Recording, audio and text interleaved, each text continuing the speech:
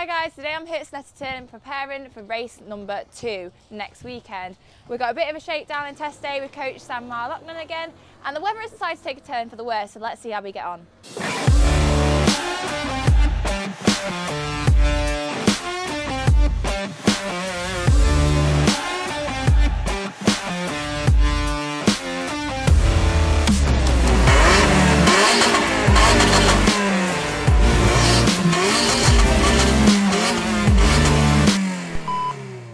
When you're ready, straight out. So guys, being the terrible YouTuber that I am, the day was really full on, getting up to speed with Snetterton the course and also how the car handled and playing around with that. So I very badly forgot to film a lot of in-between footage, so I'm going to do it now. But here's the first couple of sessions of the day whilst it was dry.